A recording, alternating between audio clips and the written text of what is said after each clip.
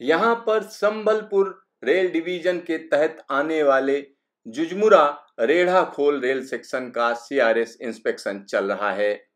इस rail section का विद्युतीकरण किया गया है और विद्युतीकरण हो जाने के बाद रेल सेक्शन में ट्रेन चलाने के लिए कमिश्नर ऑफ रेल सेफ्टी की मंजूरी जरूरी है।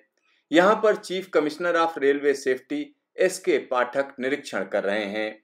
जुजमुरा रेढ़ाखोल रेल सेक्शन का दोहरीकरण और विद्युतीकरण पूरा किया जा चुका है और यह विद्युतीकरण और दोहरीकरण संबलपुर तालचेर डबलिंग प्रोजेक्ट का हिस्सा है। यहाँ पर आप देख सकते हैं कि किस तरीके से सीसीआरएस निरीक्षण कर रहे हैं। वो पटरियों को जांच रहे हैं, जो इंफ्रास्ट्रक्चर है उसको देख रहे हैं। इसमें सबसे बड़ी जो चीज है वो ये देखा जाता है कि कहीं पैसेंजर ट्रेन के लिए कोई चीज घातक तो नहीं है, कहीं ऐसा तो नहीं है कि जब पैसेंजर ट्रेन चलाई जाए तो पैसेंजर्स को कोई दिक्कत हो। यहाँ पर एक एक चीज का ब्यौरा रखा जाता है। कमिश्नर ऑफ रेलवे सेफ्टी ने बड़ी तसल्ली से एक एक चीज का निरीक्षण किया।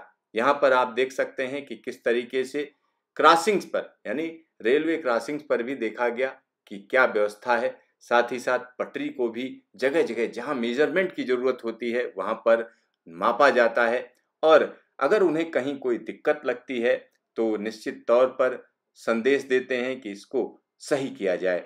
जब सारी चीजें उनके मन मुताबिक या हम कह सकते हैं मानकों के लिहाज से खरी होती हैं तभी उस सेक्शन को मंजूरी मिलती है।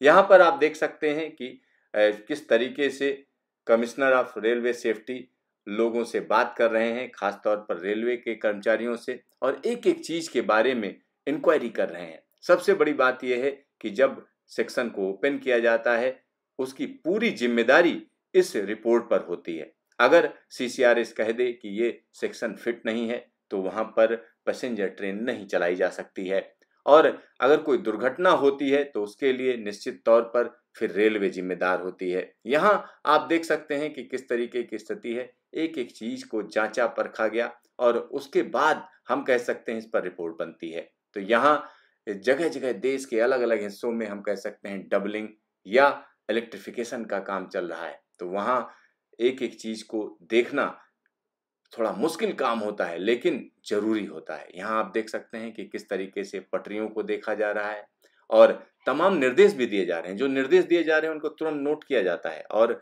जब वो निर्देश पूरे कर लिए जाएंगे उसके बाद उस रेल सेक्शन या इस रेल सेक्शन को मंजूरी मिलेगी। यहाँ पर आप समझ सकते हैं कि ये काम कितना महत्वपूर्ण है और ये काम महत्वपूर्ण होने के साथ साथ जरूरी भी है।